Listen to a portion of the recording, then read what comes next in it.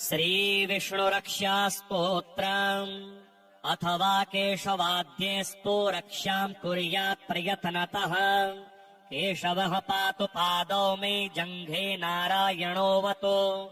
माधवो मे कटिम् पातु गोविन्दो गुह्यमेव च। नाभिम् विष्णुश्च मे पातु जठरम् मधुसूदनः। ऊरू त्रिविक्रमः पातु हृदयम् पातु मे नरः।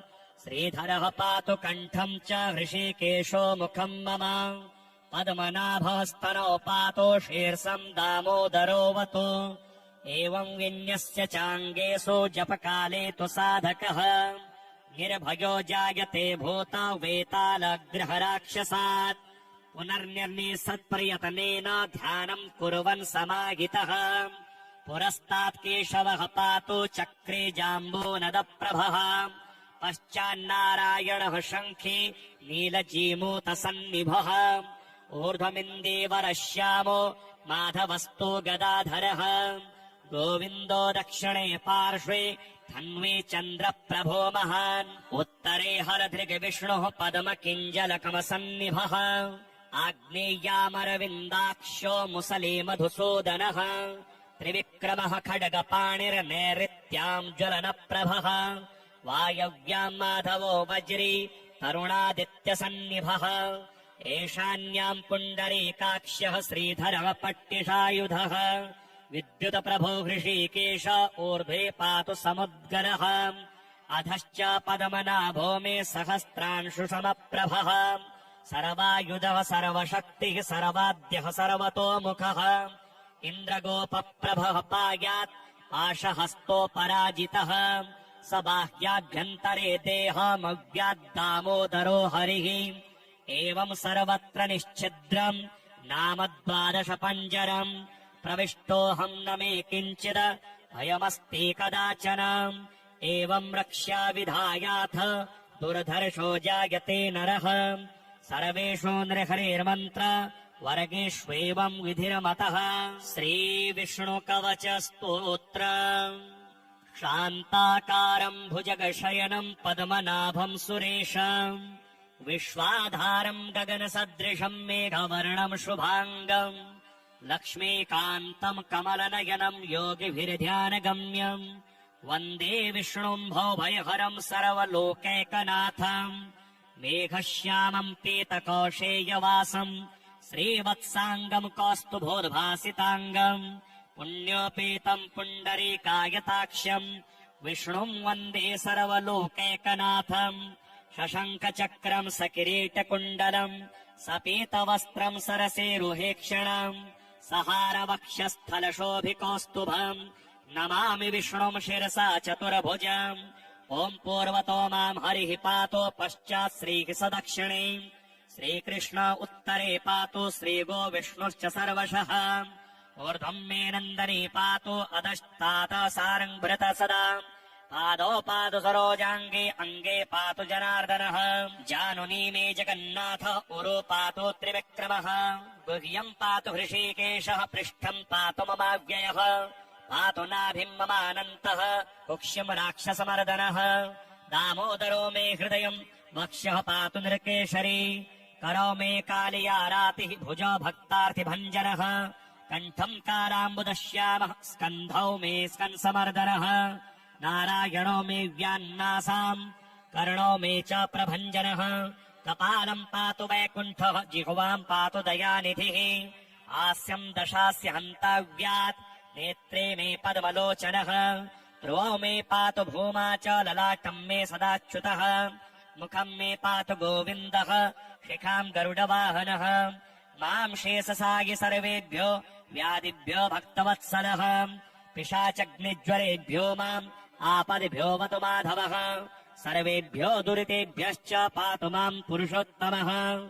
इदम् श्रीविष्णुकवचम् सर्वमङ्गलदायकम् सर्वरोगप्रशमनम् सर्वशत्रुविनाशनम्। एवम् जजापयत्तत्काले शात्परश्चाक्षरम् परम्।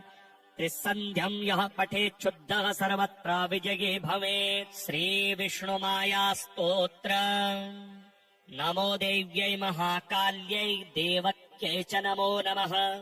महालक्ष्मे विष्णुमात्रे राधादेव्यै नमो नमः रेवत्यै पुष्पवत्यै च स्वर्णवत्यै नमो नमः कामाक्षायै च मायायै नमो मात्रे नमो नमः महावातप्रभावेन महामेघवरेण च जलधाराभिरुग्राभिर्भयम् जातम् हि दारुणम् तस्माद्भयाद् भैरवी त्वमस्मान् सरक्ष किङ्करान् तदा प्रसन्ना सा देवी जलम् शान्तम् तया कृताम् अथवा केशवाद्यैस्तु रक्षाम् कुर्यात् प्रयत्नतः केशवः पातु पादौ मे जङ्घे नारायणोऽवतु माधवो मे कटिम् पातु गोविन्दो गुह्यमेव च नाभिम् विष्णोश्च मे पातु जठरम् मधुसूदनः ओरो त्रिविक्रमः पातु हृदयम् पातु मे नरः श्रीधरः पातु कण्ठम् च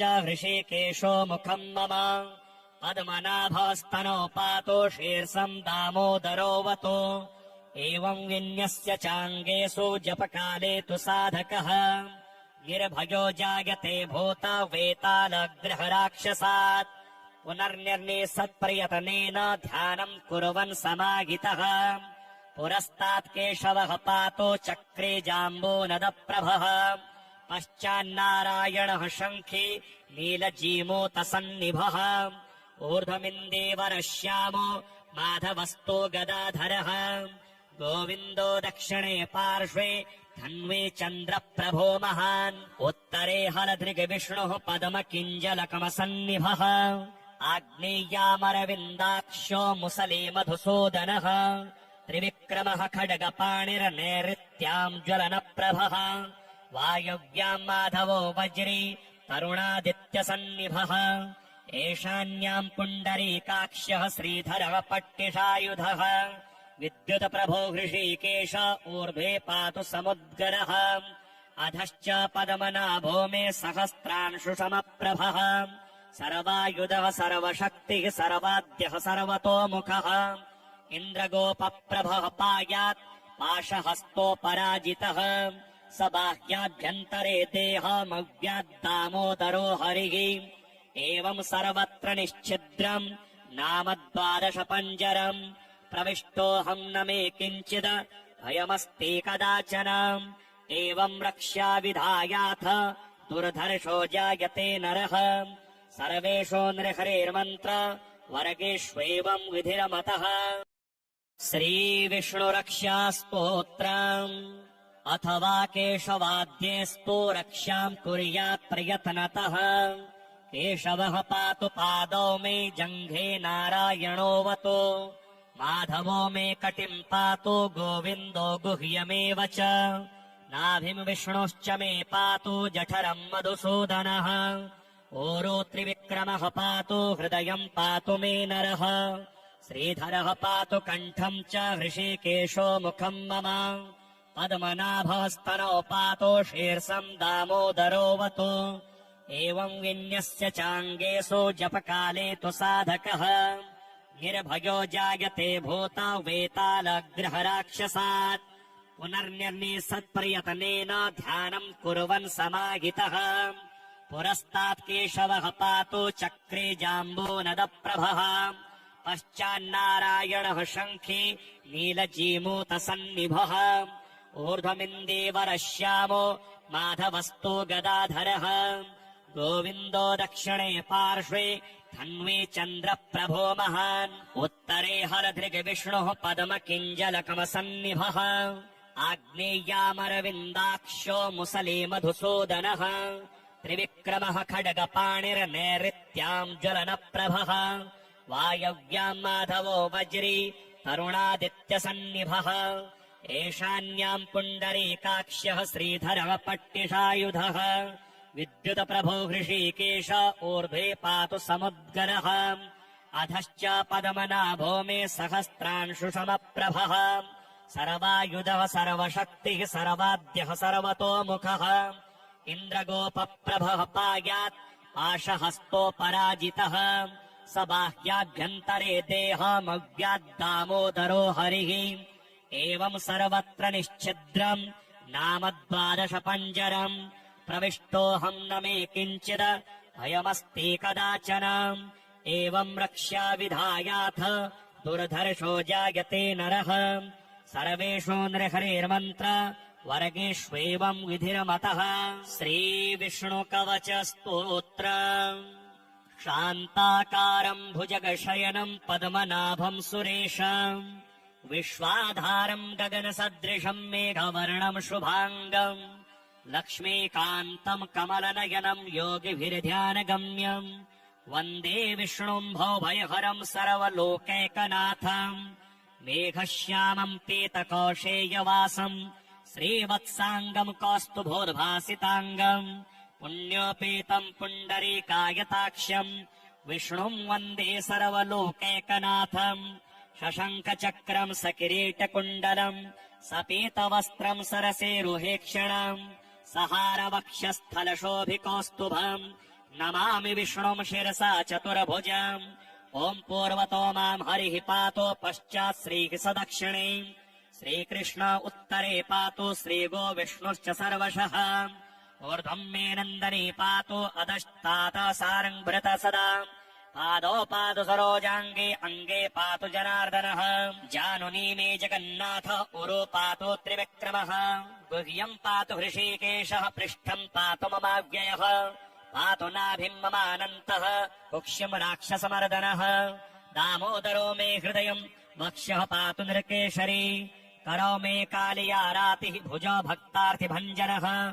कण्ठम् कालाम्बुदश्यामः स्कन्धौ मे स्कन्समर्दनः। नारायणो मे व्यान्नासाम् कर्णो मे च प्रभञ्जनः। कपालम् पातु वैकुण्ठः जिह्वाम् पातु दयानिधिः। हास्यम् दशास्य हन्ताव्यात् नेत्रे मे पद्मलोचनः। ध्रुवौ मे पातु भूमा च ललाटम् मे सदाच्युतः। मुखम् मे पातु गोविन्दः शिखाम् गरुडवाहनः। माम् शेषसायि सर्वेभ्यो व्याधिभ्यो भक्तवत्सलः। पिशाचग्निज्वरेभ्यो माम् आपदिभ्यो वतु माधवः। सर्वेभ्यो दुरितेभ्यश्च पातु माम् पुरुषोत्तमः। इदम् श्रीविष्णुकवचम् सर्वमङ्गलदायकम् सर्वरोगप्रशमनम् सर्वशत्रुविनाशनम्। एवम् जजापि यत्तत्काले स्यात्परश्चाक्षरम् परम्। त्रिसन्ध्यम् यः पठेच्छुद्धः सर्वत्र विजयी भवेत्। श्रीविष्णुमायास्तोत्र। नमो देव्यै महाकाल्यै देवक्यै च नमो नमः। महालक्ष्म्यै विष्णुमात्रे राधादेव्यै नमो नमः। रेवत्यै पुष्पवत्यै च स्वर्णवत्यै नमो नमः। कामाक्षायै च मायायै नमो मात्रे नमो नमः। महावातप्रभावेन महामेघवरेण च जलधाराभिरुग्राभिर्भयम् जातम् हि दारुणम्। तस्माद्भयाद् भैरवे त्वमस्मान् सरक्ष किङ्करान्। तदा प्रसन्ना सा देवी जलम् शान्तम् तया कृताम्। अथवा केशवाद्यैस्तो रक्षाम् कुर्यात् प्रयत्नतः। केशवः पातु पादौ मे जङ्घे नारायणोऽवतु। माधवो मे कटिम् पातु गोविन्दो गुह्यमेव च।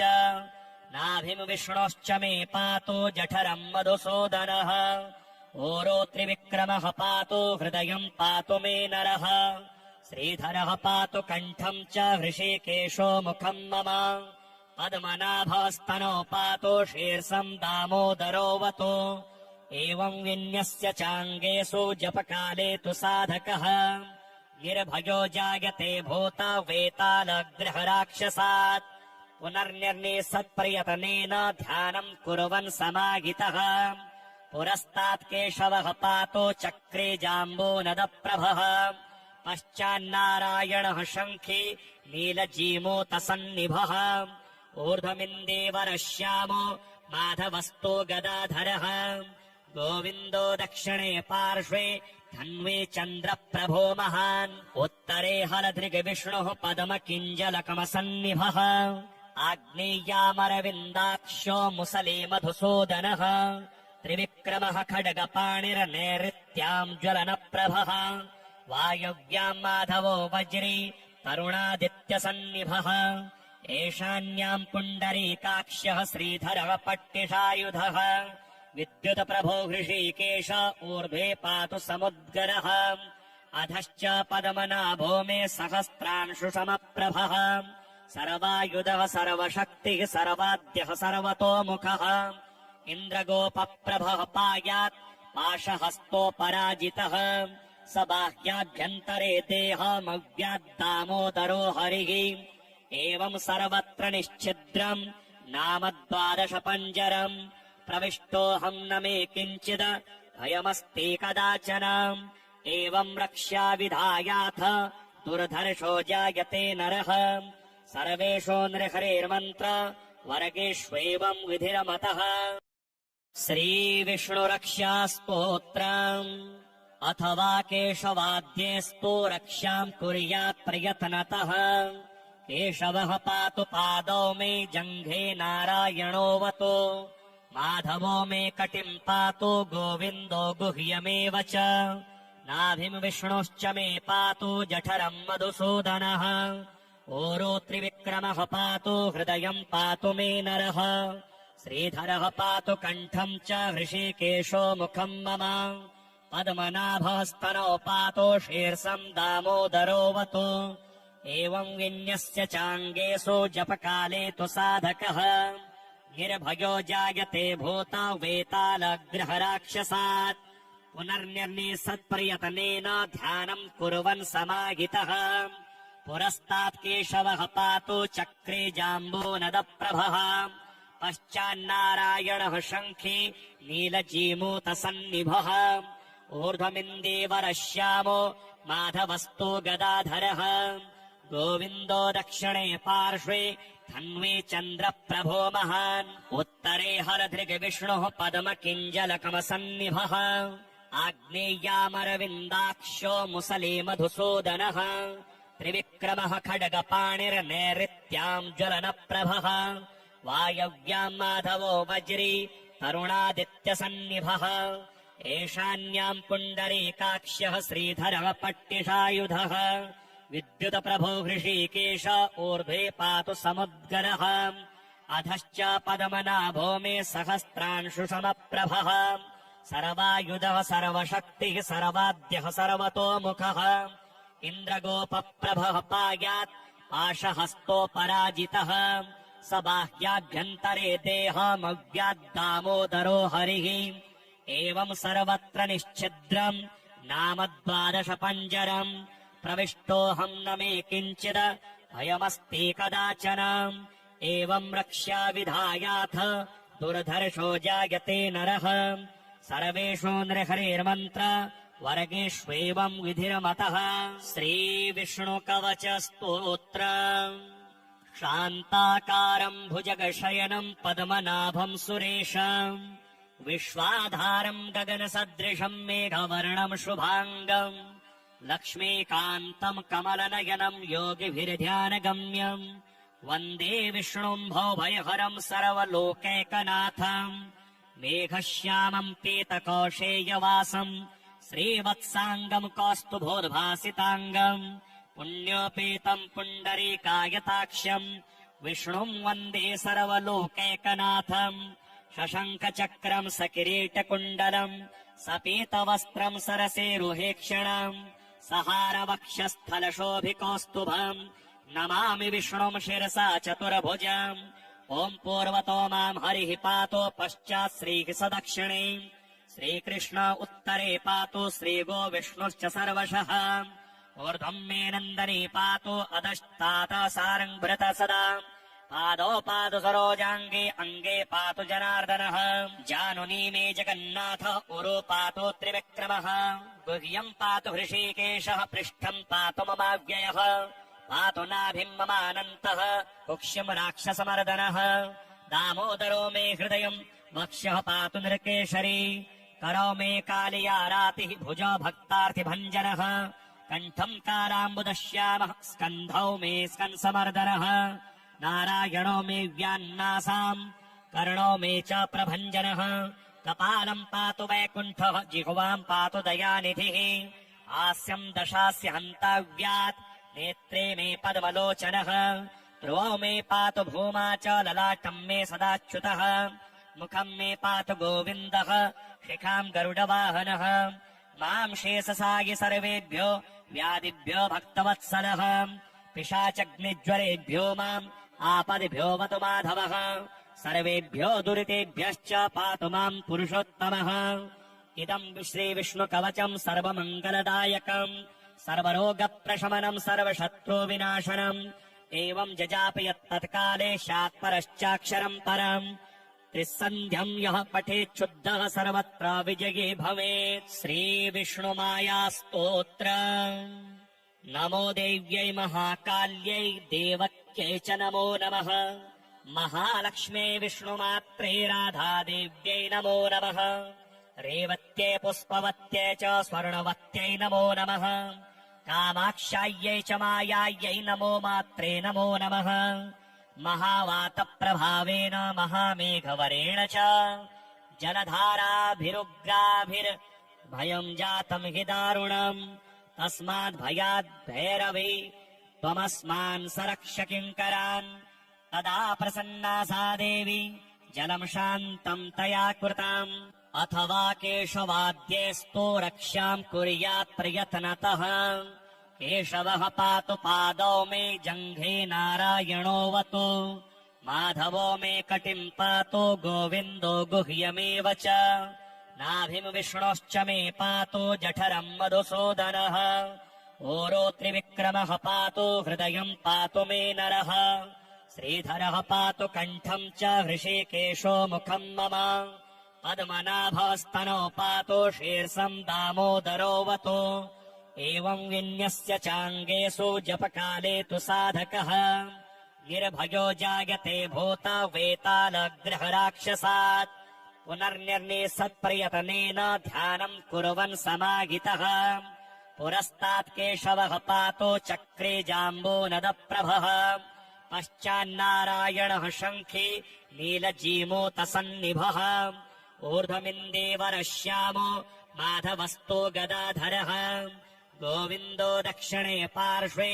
धन्वे चन्द्रप्रभो महान् उत्तरे हलधृग्विष्णुः पद्मकिञ्जलकमसन्निभः आग्नेय्यामरविन्दाक्षो मुसले मधुसूदनः त्रिविक्रमः खड्गपाणिर्नैऋत्याम् ज्वलनप्रभः वायव्याम् माधवो वज्री तरुणादित्यसन्निभः ईशान्याम् पुण्डरीकाक्ष्यः श्रीधरः पट्टिषायुधः विद्युतप्रभो हृषीकेश ऊर्ध्वे पातु समुद्गरः अधश्च पद्मनाभो मे सहस्रांशुसमप्रभः सर्वायुधः सर्वशक्तिः सर्वाद्यः सर्वतोमुखः इन्द्रगोपप्रभः पायात् पाशहस्तोपराजितः स बाह्याभ्यन्तरे देहमव्याद्दामोदरो हरिः एवम् सर्वत्र निश्छिद्रम् नाम 12 पञ्जरम् प्रविष्टोऽहम् न मे किञ्चिद भयमस्ति कदाचन एवम् रक्ष्या विधायाथ दुर्धर्षो जायते नरः सर्वेषु नृहरेर्मन्त्र वर्गेष्वेवम् विधिरमतः।